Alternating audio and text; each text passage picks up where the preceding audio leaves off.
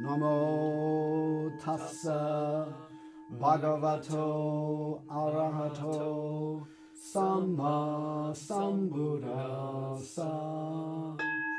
Namo tassa bhagavato arahato samma sambuddhassa. Namo tassa bhagavato arahato samma sambuddhassa. Homage to the Sublime One, the Worthy One, the fully enlightened One. Homage to the Sublime One, the Worthy One, the fully enlightened One. Homage to the Sublime One, the Worthy One, the fully enlightened One.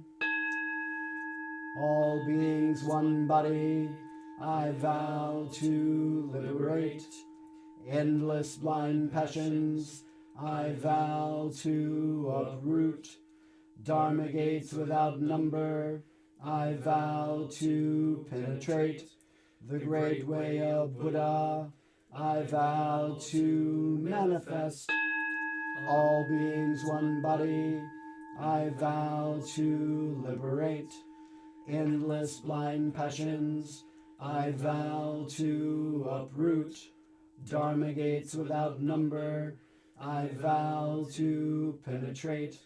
The great way of Buddha, I vow to manifest. All beings one body, I vow to liberate. Endless blind passions, I vow to uproot. Dharma gates without number, I vow to penetrate. The great way of Buddha, I vow to manifest.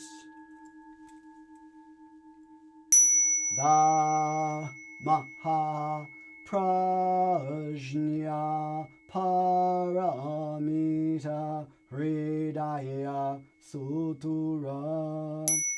The Bodhisattva of great compassion, from the deep practice of prajna paramita, perceived the emptiness of all five skandhas and delivered all beings from their suffering.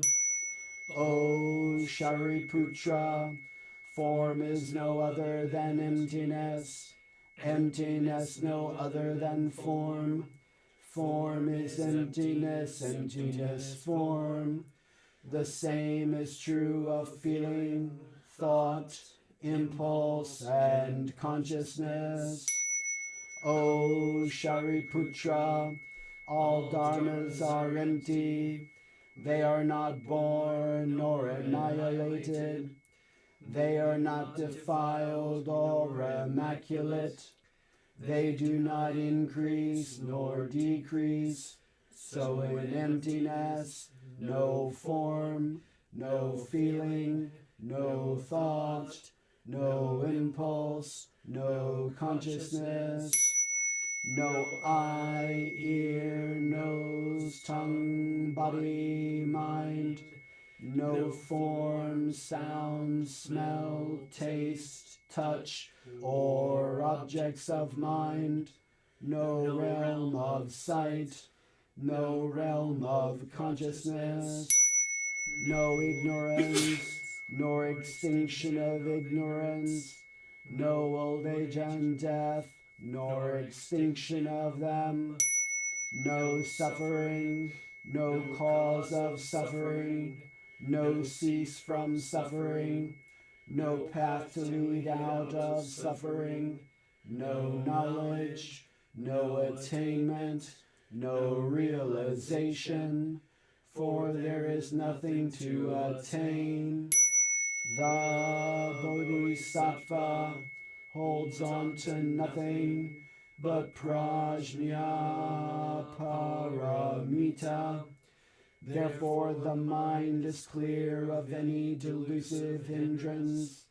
Without hindrance there is no fear. Away from all perverted views, one reaches final nirvana. All Buddhas of past, present, and future, through faith in prajna paramita, attained the highest perfect enlightenment. Know then the prajna paramita is the great dharani, the radiant peerless mantram, the utmost supreme mantram, which is capable of allaying all pain. This is true beyond all doubt. Proclaim now the highest wisdom, the prajna paramita. Gate, gate, paragate, parasangate, bodhisvaha. Gate, gate, paragate, parasangate, bodhisvaha. Gate, gate, paragate, parasangate, bodhisvaha. The maha prajna paramita hridaya sutura.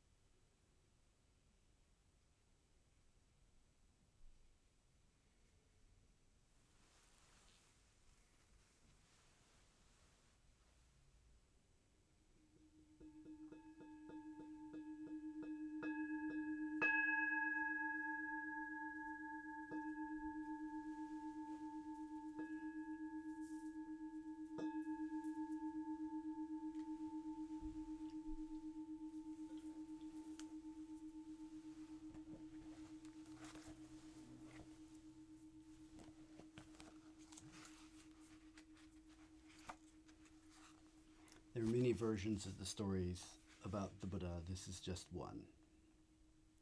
It was in the middle of the first millennia BCE that the Bodhisattva took his final birth on Jambudvipa, the southern continent of this world system, in the country of the Shakyas, which lay in the foothills of the Himalayas in present-day southern Nepal. His father Shuddhadonna was the king of the Shakyas. As befitted a king, he was the Kshatriya, a warrior caste, and his clan lineage, that of the Gautamas, was ancient and pure. The Bodhisattva's mother was Mahamaya, the daughter of Suprabuddha, a powerful Shakyan noble. Since the Bodhisattva was born a prince of the Shakyas, after his enlightenment he was known as the sage of the Shakyas, Shakyamuni. Since his clan name was Gautama, he was later also called Gautama Buddha. One night during the midsummer festival in Kapilavastu, Queen Mahamaya had a dream. In the dream she ascended a height, and a large and beautiful white elephant with 6 tusks entered her womb through her right side. Then a great multitude bowed down to her. When she awoke, she had a feeling of great well-being and knew she was with child. Indeed, she thought she could already see the child completely and perfectly formed within her womb, as one sees the colored thread running through a clear bead. When she told the king of this, he called his Brahmin wise men who were versed in astrology and the interpretation of dreams. The Brahmins told the king that a son would be born to him who would have the 32 major marks and 80 minor marks of a great being. If he remained in the palace and pursued a worldly life, he would become a Shakyavartin, a universal monarch. However, if he renounced his home, wealth, and position and wandered forth as a holy man, he would become a completely enlightened Buddha and satisfy all beings with the elixir of deathlessness. The king was very pleased with these predictions. He gave the Brahmins rich gifts and distributed food and gifts to the people. During the time the queen was bearing the Bodhisattva, she was without pain or sickness. In fact, she was radiant with unusually good health and was able to impart health to others. Many were the sick or mentally troubled ones whom she healed during this time by her mere touch or by means of her herbal preparations. The king, for the most part, put aside the business of state and devoted himself principally to religious rites, austerities, and acts of charity. It was a prosperous and happy time in the city. The weather was good. Trouble and conflict faded from people's lives. Mahamaya's pregnancy lasted 10 months. It was springtime in the month of Vaishakha, when she began to feel the imminence of the birth.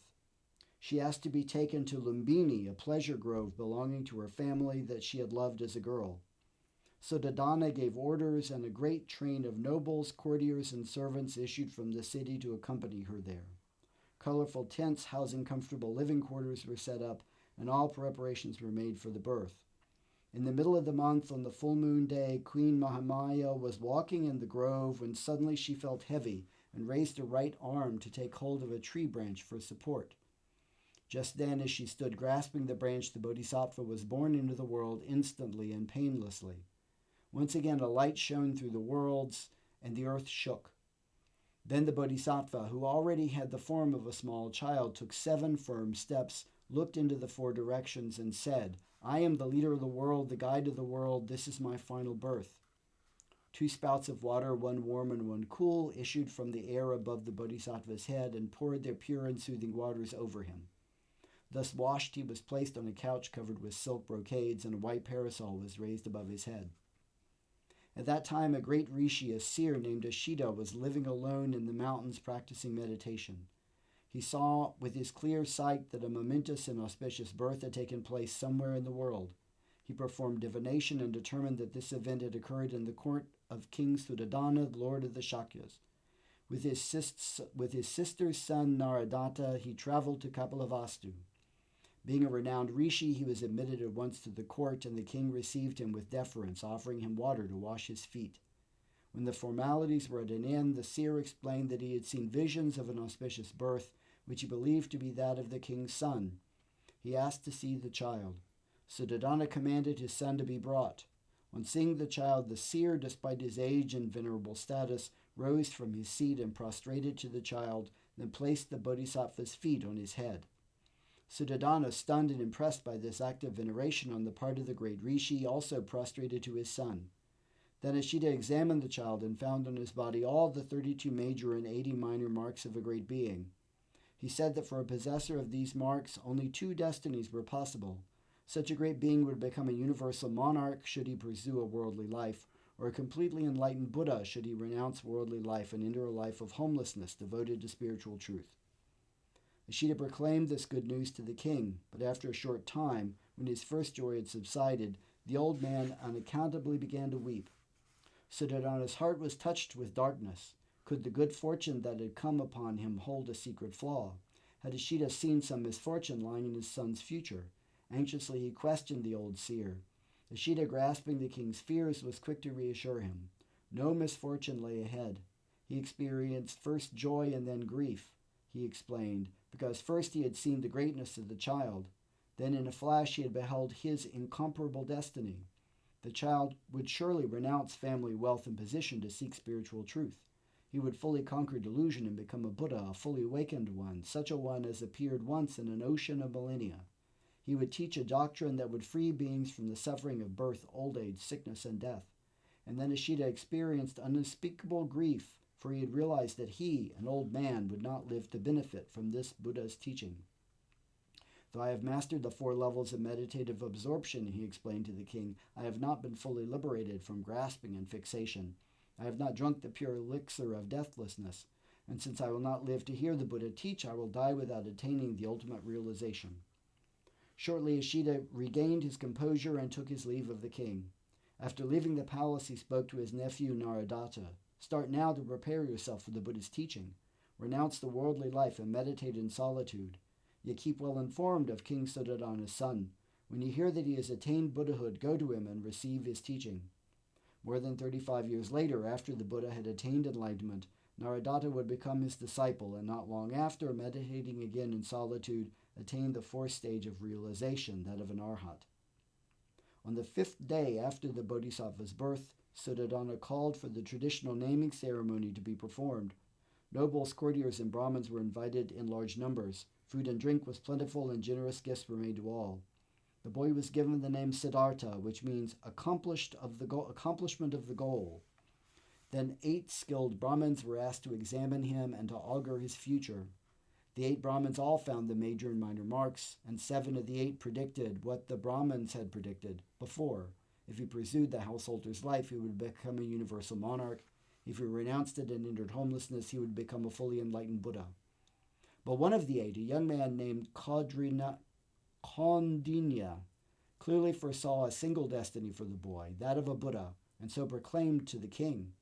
Years later, Kaundinya would become the first to attain realization through the Buddha's teaching. 7 days after the Buddha's birth, Queen Mahamaya died. Her sister Mahaprajapati Gautami, who was also married to King Suddhodana, was chosen to nurse and raise the child. Mahaprajapati was full of love for her sister's son and raised him like her own favorite. For King Suddhodana, all the wondrous events surrounding his son's arrival had been a source of gladness, but they had also been uncanny and had cast a shadow of awe and uncertainty. Queen Mahamaya's death again touched this darker side. In his moments of loss, his mind came to rest on the unequivocal prediction of the Brahmins. His son would be either a universal monarch or a Buddha. True, greatness and glory lay with either, but it was now the former possibility that became enshrined in the king's heart. If his son succeeded him and became a great ruler, all the king's wishes would be fulfilled. But if the prince abandoned the royal palace and position, Suddhodana would be without an heir. His house would be empty. This possibility now became a menace to be warded off. Thus he set about doing everything in his power to make matters take the desired turn. He carefully sheltered the prince from the world and surrounded him with luxury and pleasures. If the prince found nothing more to wish for, the king thought the notion of abandoning the palace would never occur to him.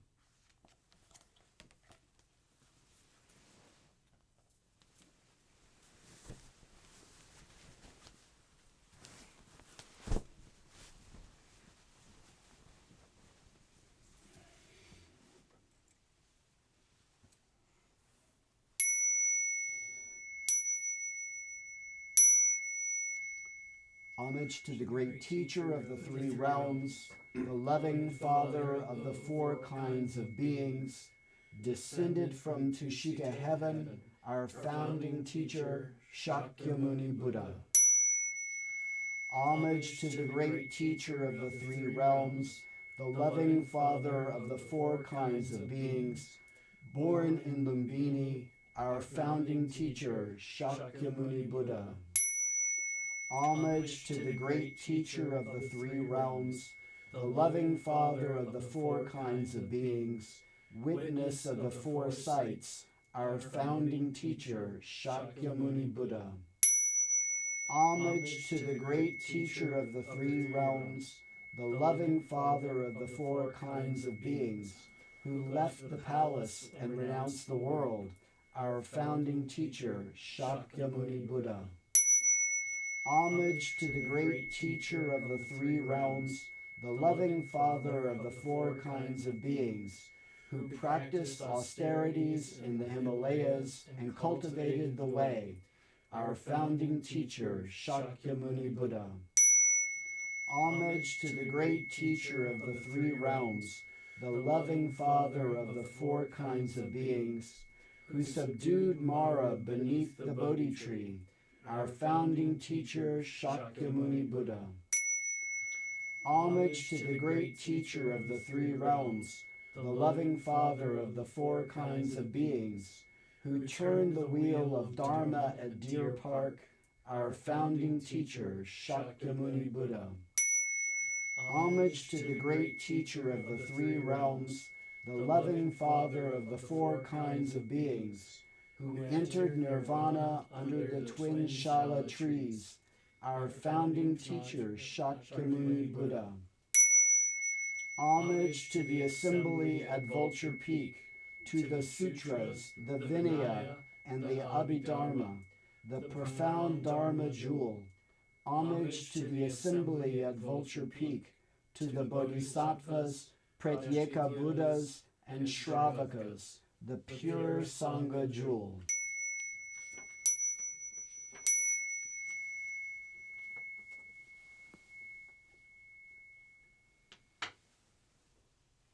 I now bathe all thus come ones who are adorned with pure wisdom and who have amassed merit and virtue.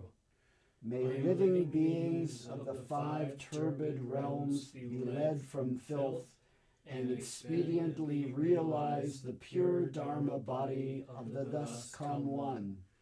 May the fragrance from the realization of precepts, samadhi, and wisdom constantly perfume every realm of the 10 directions. May this incense fragrance perform countless Buddha works of salvation. May suffering in the three evil paths and the wheel of samsara cease, completely extinguishing the fires and obtaining the coolness of relief, so that all beings may realize the supreme Bodhi mind, perpetually escaping the river of desires and advancing to the other shore of nirvana.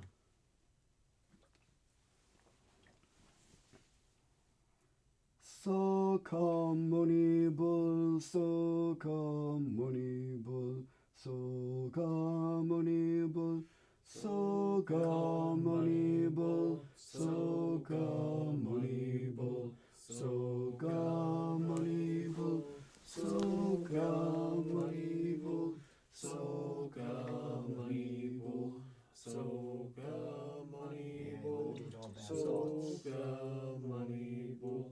May I cultivate good deeds. May I help all living beings. Sokam Muni Bul, Sokam Muni Bul, Sokam Muni Bul, Sokam Muni Bul, Sokam Muni Bul, Sokam Muni Bul, Sokam Muni Bul, Sokam Muni Bul, Sokam Muni Bul, Sokam Muni Bul, Sokam Muni Bul, Sokam Muni Bul,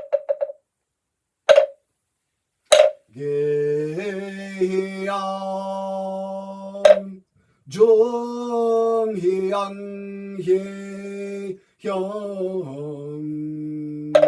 해찰형해찰 지견희연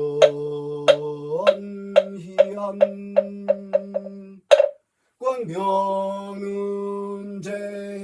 주변법계 경영시방 매영불급성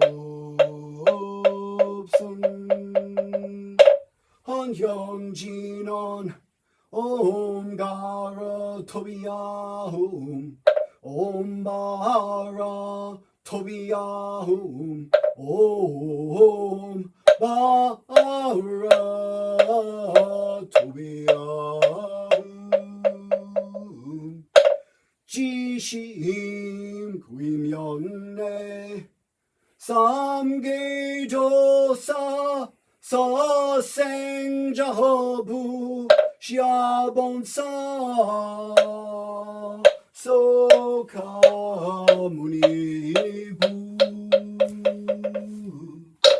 지심 구임연내 시방삼세 제망차례 성주 일체 벌차여중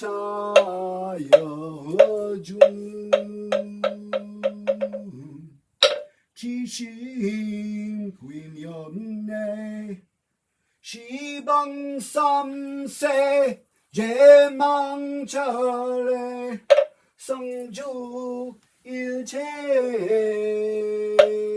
따마여중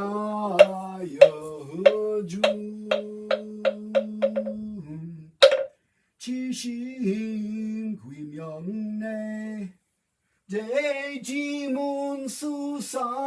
보살 대행보현보살 대비관세음보살 대원본전 지정보살 마살 지심 구임연내 영성당시 수불부족 10태 제자 16성 500성덕수성 내지 1200제대 아라헌 무영천이 성주 지심 구임연내 서건당진고보해당 육태전당절의조사 천하정사열체 미증수 자대선지시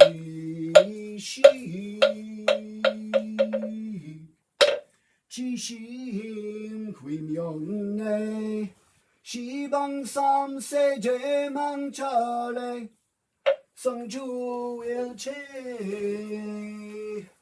송가여중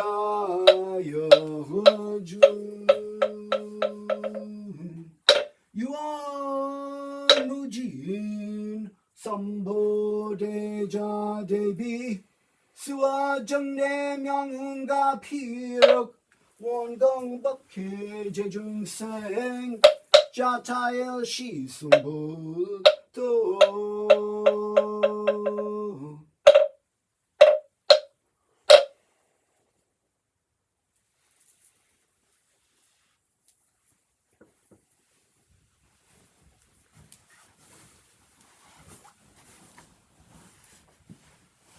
join me please in the last page of the revision. All evil actions committed by me since time immemorial, stemming from greed, anger, and ignorance, arising from body, speech, and mind, I now repent having committed. All evil actions committed by me since time immemorial, stemming from greed, anger, and ignorance, arising from body, speech, and mind. I now repent having committed all evil actions committed by me since time immemorial, stemming from greed, anger, and ignorance, arising from body, speech, and mind. I now repent having committed the merit gained through our Dharma activities. We now dedicate to all beings for the alleviation of their suffering. I dedicate my life, practice, and faith to the enlightenment of all beings. May we all attain Buddhahood together. We especially dedicate the merits of this practice to the health and well-being of Charlene Word, Georgia Boring, Margaret Edwards, Liz Prather, Jome Kunsanim, Hedo Sunim, all who suffer the consequences of climate change, human conflict, and war throughout the world.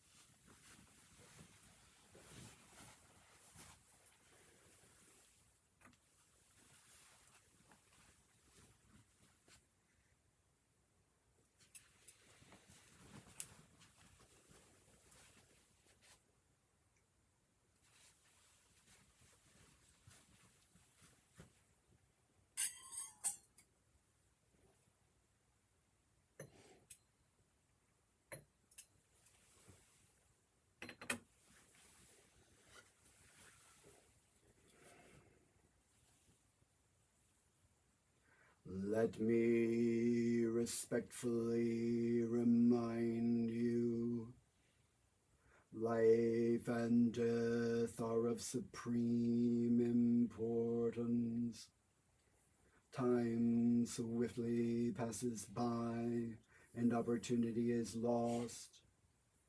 Each of us should strive to awaken, take heed. Do not squander your life.